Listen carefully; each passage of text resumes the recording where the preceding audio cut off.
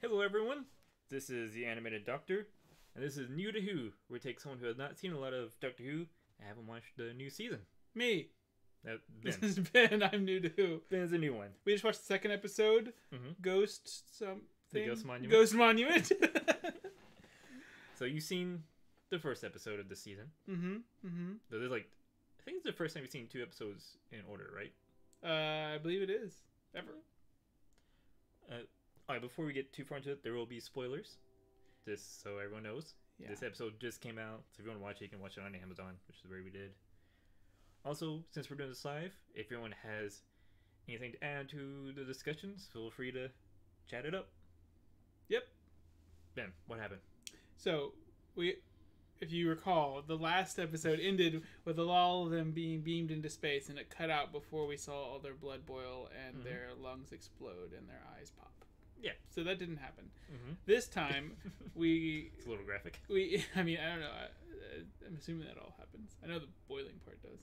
Mm. So we arrive, and we see a ship pop into existence, and an arm come out and grab us, the camera, or something. And then we're immediately with Graham and Ryan. Yeah. Grandpa is leaning over Ryan, and he wakes up inside a medical bay thing, and there's someone we don't know, and it's all very stressful, and there's a planet, and they're gonna crash land or something, and they're in a hurry. Yeah. We don't know what the dealio is. Yeah. The lady's talking about her ship and how she got a bonus for picking these two up. Yeah. And then does she land before we cut to the others? I don't remember. They land on this deserty looking planet. We cut to the others. We have Yaz and the doctor, who Yaz wakes up. We have it from her perspective, also in a medical bay. And then the other two are like arguing and rushing around. There's some guy who's also arguing about his ship. He used up too much gas picking them up, and then they jettison the last half of his epic opera-inspiring ship. And then they land. Which I don't know. I kind of like that bit of flavor. And then they crash land, and we see them almost run over the others as they crash land in the exact same spot and on the entire planet. Yeah, also they went to the Prometheus school of running away, where it's like something's coming at you. You run straight forward. Not even. I get the fear to run away, but not even a diagonal. Yeah, get out of the way. Cut to the left or right, but they just went straight in the direction that the ship was heading. Yeah, away from the ship. The ship's coming towards them to crash. Go to the left. Just to the left. The ship's going straight. Yeah, any direction but that one is better. Yeah. So and I guess presumably straight at it, but there's two ships have crashed, or one landed without fuel, I guess. Yeah, one landed. I think that one crashed. Yeah. They walk into a tent. Mm-hmm. We find out that these two people that have rescued the others are in a race of some sort. They started off with 1,000 or 2,000 or something like that. A lot of people. They've been on 94 different planets, and they're at the end of this race. There's a ton of money, enough to resettle your entire clan on a safe, happy planet. Yeah. So whatever that means, there's a lot of them. They are the last two, and the last thing they have to do is walk across this desert planet or something. Yeah. They had to make it to where this ghost monument appears once every 1,000 years, 10,000 years, something like that. Something crazy. Or I don't even know if they told us the interval. They just said appears every time. But also the planet is very hostile. You can't touch the water because there's flesh-eating microbes in it. Yeah. And they're given a warning to not travel at night. Yes. But nothing further than that. Yeah. And then they first have to go and get on a boat and cross the water and fix the engine. Inexplicably, the two actual pilots of spaceships have nothing to do with fixing the spaceship engine. But it's the two Earth guys. Two Earth guys who have some ideas, and then presumably the doctor with the sonic screwdriver actually does the fixing. Probably.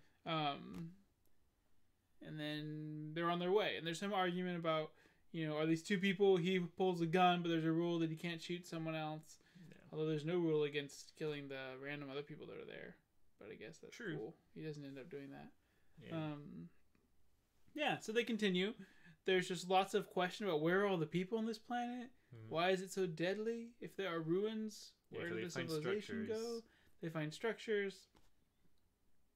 they finally reach the end. We learn about the guy's epic napping ability. Yeah. I And forget his their terrible names. mom.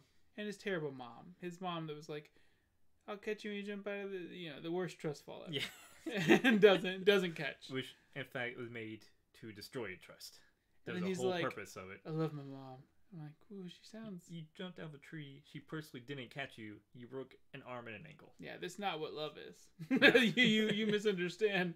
I don't think this word means what you think it means. Yeah. That kind of thing. It's the best lesson she ever taught me. No. There are other No. ways to...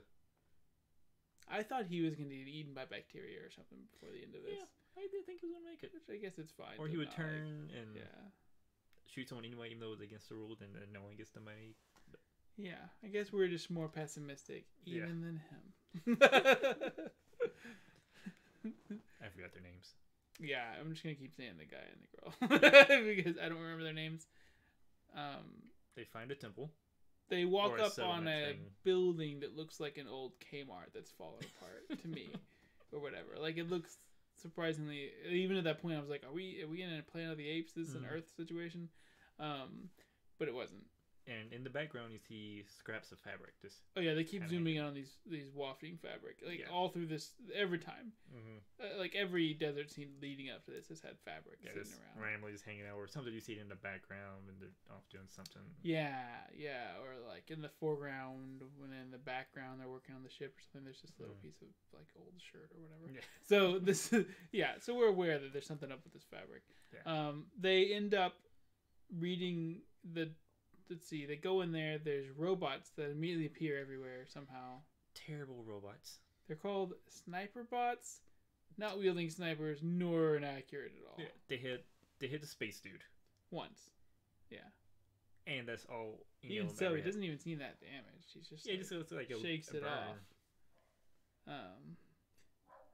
But there are so many of them, and they just don't hit anything ever. They get away from them by going in a large hole, like Yeah. in the wall, like not down a hole, just like going through a doorway, Mm-hmm. basically. The doctor reads on the floor an inscription presumably left by whoever was here before. We are scientists. We are here against our will. We made everything deadly. It's all run ravaged across this world. We're trying to destroy our work. Yeah, they were being held hostage to make weapons for someone. For that, they gave the name, Oh yeah, which was the toothy guy from the first episode. Yeah. Scree, something like that. Something like that. It's their like planet of people that are terrible. Yeah, apparently. The hunting people, the predator people, toothy predator, tooth fairies. The Planet Tooth Fairies. are doing this. So, but they're all the deadly things in this planet are supposedly their creation, or these products of their creations. Yeah. And are still there, and they've been since killed. Mm-hmm. Around this time, Nappy is taking a nap, Mm-hmm. and then one of the fabrics like sneaks. I guess it gets dark. Sneaks up and starts strangling him, because apparently, after they fight it off, the fabric comes out at night to clean up the wounded. Yeah, something. Which I took to mean kill people who were barely wounded. Yeah. And drag them away or something and do their Or just fabric-y crush deeds 'em. on them. I don't know what they were Yeah. going to do. Yeah. They're not like bodies lying around. No. So there's like death fabric that comes Yeah. out at night. Sentient death fabric. Sentient. And so they run away. There's a chase. They get in the tunnels that apparently go all over the planet. Mm-hmm. And then the robots cut off the oxygen or something. And so they have to climb up. Yeah. We have And it's two nighttime. stressful ladder situations. We don't see Ryan having trouble with the ladder, but he talks about how ladders are Yeah. problems for him. And I They think make this him nervous and the same coordination disability that he has from riding the bike. Yeah. Or whatever. Presumably. So I think they're just reinforcing that that's going to be a thing that he has. Yeah. That we think about overcoming. Yeah. But we don't see him, which is probably good. I mean, see an Yeah. actor faking not working on a ladder. yeah. And they imply that the first time they go down the ladder, Yaz waits for him, and That they it imply took him that some took a more little time. while. And then he's gonna climb up this ladder, and they don't show it. They don't talk. They just talk about like, oh, this is still a difficult thing Yeah. for him. Doctor getting a little pep talk. Yeah, you're awesome. You can do so You much. made it this far. Made this far. Climb that ladder. Yeah. Um, Any day now. Just go ahead and climb it. just sidestepping the fact that Oh yeah, early on they explained, and I appreciate when they take little bits of time to explain things. I don't even care how good the explanations are, but just that, oh yeah, we understand everyone because you were all in medical bays and they implanted you with a universal translator. Yeah. Like, that's awesome. That's all I need. I appreciate that they do that because, you know, Star Trek never does that. Or they do occasionally, but it takes a long time that the computer does it. But it's a little thing. It's a little thing that I appreciate. Point being, they have that technology. They cannot fix his inner ear or whatever. No, you know. Whatever. Yeah, maybe. Yeah, sure. That's just how he is. It's fine. So they go. But you can comprehend every language in the universe, so that's fine. It's fine. Whatever. I mean, it's more like we'll conquer bikes next millennia or whatever. Like this. I think they explain like the med thing scans her body. If they don't find a translator, they. Oh yeah, I didn't think it was fixing all problems. No. I'm just like, feel like the doctor could have thrown an extra thing there. Hey, she's been busy lately. She has been. She's kind of been like Teeth Man to space to planet race. Yeah, I think somewhere in there and talking with the floor, reading it, and other things, she realizes that, oh, they have come to the right place, but the planet's in the wrong place, which is why they were out floating around. For some reason, the planet's on the wrong orbit. Yeah, and we should probably also mention the point of the race is to reach what the race guy, leader dude, calls the ghost monument, which turned out to be his TARDIS. Yes, which is in some sort of weird time loop. Yeah, it showed up. It keeps showing up periodically forever or something, which is cool because I guess that's the kind of thing a time paradox would do. Sure. They are forced up. Mm-hmm. They're in the desert. All of the desert full of gas, butane. What was it? Acetylene. Acetylene. Not coughing or anything, but that's cool. And then whatever. The scraps can talk. The blankies can talk, and they're from the Brave Little Toaster. Is it an electric blanket or just like a regular blanket? I think it's electric. From the Brave Little Toaster. Yeah, I think it's electric. Man, I watched that a lot. Didn't they have a little square head? 20 years. Yeah, I think it was an electric blanket. Yeah. Anyway, Blanky in this episode starts trying to kill everybody. There's a bunch of them, and it speaks in a kind of weird, sinister voice. Whispery. Definitely wants to kill him. It wants to kill them. For some reason, it doesn't do it. So it's not about just dragging off the wounded, unless you're out at night. It's like a curfew blankie. Yeah. Also a psychic curfew blankie. So, it's reading their minds. Yeah. Good for particularly the doctor. Fear. It makes some sort of allusion to something yet to come. She doesn't even know about this yet. Yeah, it references that she is the timeless baby or something, like a timeless child. Timeless child, left behind and forgotten, or yeah. It says some time things. Yeah, that she doesn't even know about. And so it's they point out that she doesn't know. I'm just gonna say for very sinister. The idea of just scraps of fabric, especially on a wasteland of a planet that come to life and clear away the dead or kill everyone that's out there or whatever, also seems just unnecessarily cruel that they can read minds and and apparently relish in fear. It's just terrible. Someone made this. Someone made this. It wasn't just kill. It's also I want you to be able to tell people's fears. Yeah. And read their mind. Why? If your job is to smother me, why do you need to whisper my fears in my ear while it happens? Because I guarantee you, one of them is being smothered by a blanket that's alive, and you don't need to know more than that. Hey Jerry, I got an idea. I'll make a death blanket. Yeah. Okay. It just rolls around and chokes people. It's awesome. Okay, that seems sure. Cool. People won't notice it. It sounds really stealthy. Yeah. Also, I'll make sure you can talk. That seems sort of anti your stealth point of view. And I guess, it's going to be a dick. Sure. Oh, so we're going to give it sentience. So its sole purpose is to smother people, and we need it to be intelligent. Yeah. Okay, well, I guess it's cool. It can figure out a way to sneak up on people. That's fine. At least it's not. And also, I guess it has a bit of hubris because it doesn't kill them immediately when it has a chance to kill them. Also, it feeds on fear and reads their mind. Why in the world is that necessary? Okay, not to poke holes. I love that this is a kind of a goofy sci-fi thing. It's goofy. I'm gonna engineer a weapon. I'm gonna make it look like trash fabric laying Yeah. around. Maybe originally it looked like something else. Who knows? But it looks like trash laying around. Yeah. It is Clever so going far. to be sufficient, like sentient. So it's going to be like intelligent. It's going to be able to communicate without breathing somehow. It's going to, like, maybe it's whatever, nano something. Yeah. It's nocturnal. It's going to be able to be nocturnal. It's going to read your mind, even things that you don't even know about. It's going to dig through your memories and know things, intrinsic things about you. Not going to be fireproof. Yeah. Like, totally No. goes up like a tissue. So that's how they get out of it. They light his self-lighting cigar, which costs someone half their lifetime to create. Yeah. Sure. Okay. Extravagance. Also, snap. No one snap your fingers. No one snap. This is my cigar. Snapping is... Anyway, so they snap their fingers, light the cigar. The acetylene is lit on fire. And they all just hide underneath it because it's lighter than air. Yeah. Yeah, they also showed like digging like little holes with their feet, which I guess was to make enough room. They dove into those little footholes. So they're laying on their back, but I can't imagine they scooped out enough for their whole... that was kind of... Yeah, that was a little... Also, so these guys made tiny microbes that live in the water that will eat flesh. Like, that's a good weapon. You like ruin the water supply, and people probably go for it. Scars flying around that choke people. Like, okay, it's kind of terrifying. And like presumably whisper, "She never loved you" in your mind. Yeah, like while they're choking you to death. It seems not necessary, but sure. This was even your biggest mistake. Yeah, yeah. But then they make the robots spiders. Yeah.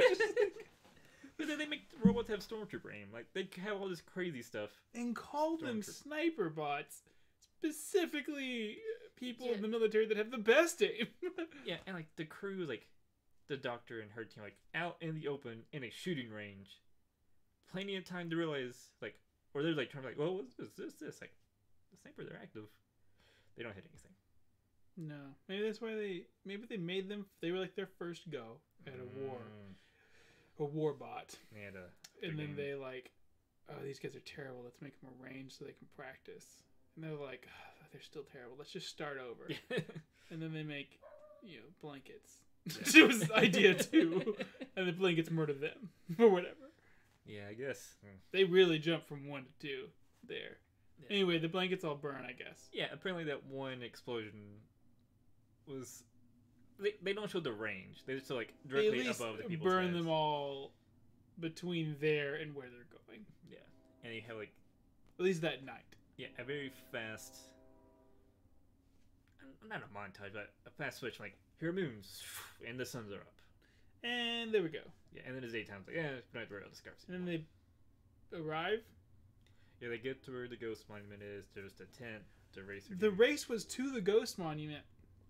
They walk in the tent. They decide, they have a little argument. Who's going to walk in first? They decide to walk in together because the doctor says, let's teamwork. Yeah, whatever.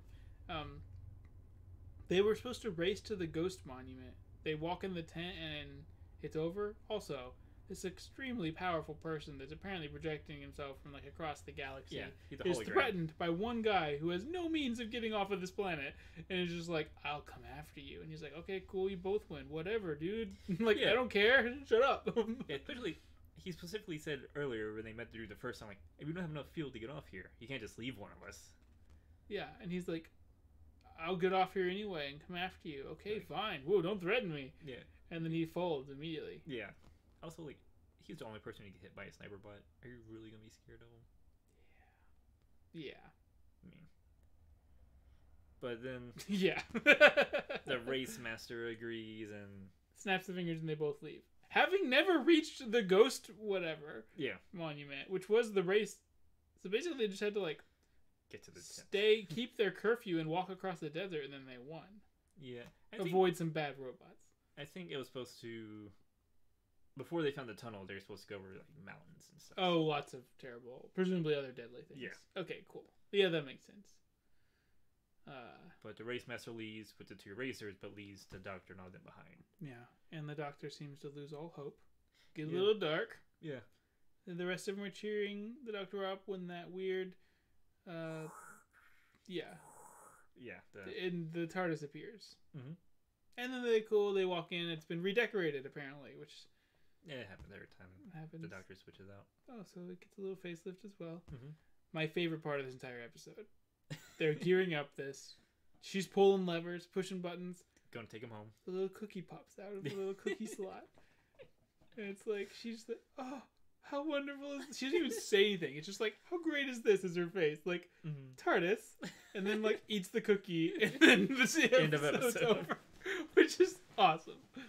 I think my favorite part of the whole episode was her seeing the TARDIS, like, going up to her and talking to her, like, oh, you spruce yourself up a bit. And, like, she's talking. It's really sweet. And then just, like, I don't have my key with me. And then it's like, click, opens up for her or whatever. Like, she didn't need the key. Like, the TARDIS is a real character. Also, I think one episode I actually saw of the old ones, of the, like, 3, was when the TARDIS became a real person that was talking. So, like... That's a good one to see.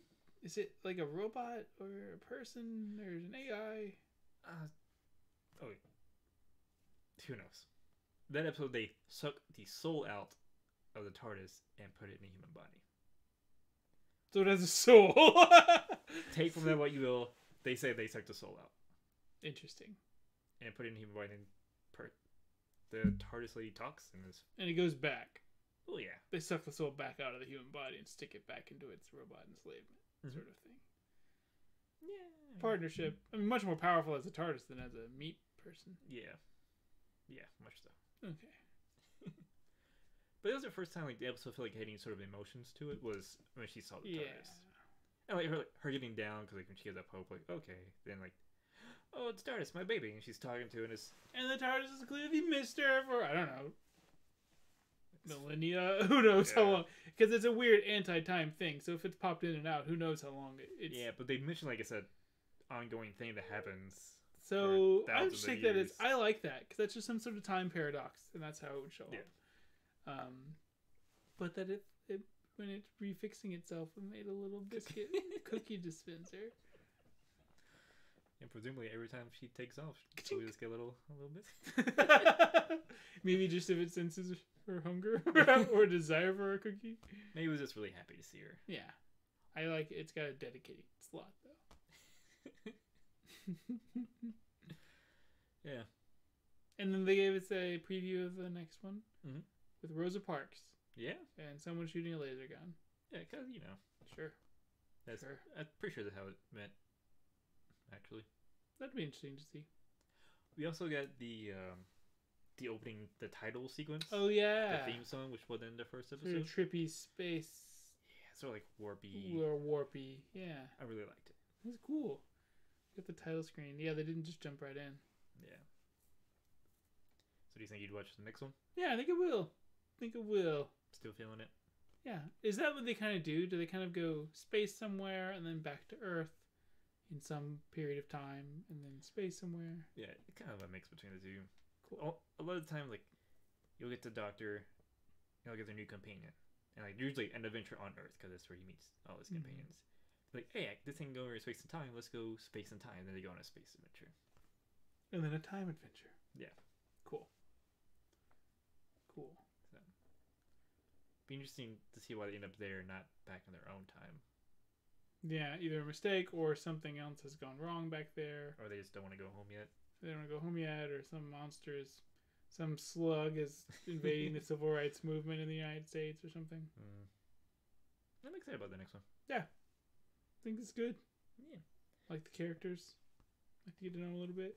Because I think the next one they're going to have to explain why they decide to stay with her. Yeah. Instead of just like going back to their lives. Yeah, because it can't be a whole season of accidental travels. No. At some point it's going to be like, well, we'll go on an adventure with you. That's cool. Also, I'm starting to learn their names, especially Yaz. Yaz, former police officer or meter something. Like police officer in training. Yeah. But they said her name like 50 times in the episode. Ryan. And Graham. Grandpa Graham. Grandpa Graham's. That's easy to enough. remember. Yeah. But more like, you're not my real Grandpa Graham's kind of thing. Yeah, they're trying to bond, or Graham is trying to bond with Ryan, and yeah, because they talk about the grandma / wife. Yeah, they reference that we should be mourning this big thing in my life that happened. Yeah, I like it. So just easing into the characters, nothing too serious. Yeah. I'm kind of excited to get like a standard episode of Doctor Who. Yeah, where they're not going to introduce the Doctor or introduce the idea of a sonic screwdriver or introduce the idea of a TARDIS. Yeah, just like we're going on an adventure and here's today's adventure. Yeah, That's what I'm looking for. probably a few episodes in for that. Yeah, but I liked it. I liked it. Jodie Whittaker is really awesome. She does seem really good. I want to see her get mad because every now and then, like she'll get these like facial expressions like, yeah, but you could be intense if you want to be intense. Yeah, we already got we got a lot of very positivity, like a lot of positive things, and then we have her being like, "We're gonna die here," Yeah, like really quickly. like, well, they're gone. We don't have a ship. Yeah, No deadly blankies flying around. yeah, yeah. So there's some range there. Yeah. Well, we'll probably do this same time next week. Next time, I forget what the episode was called. the next episode. Yeah. Yeah, I don't know yet. But we'll do it. Like I said, if you want to watch these episodes on your own, you can watch them on Amazon. Yeah. So I don't know if they're anywhere else. I think probably iTunes. And Yeah, and if you still have cable for some reason, then you can watch it there. Sign up for that barbaric thing. Yeah. Well, thank you guys for watching. All right. Bye. Bye.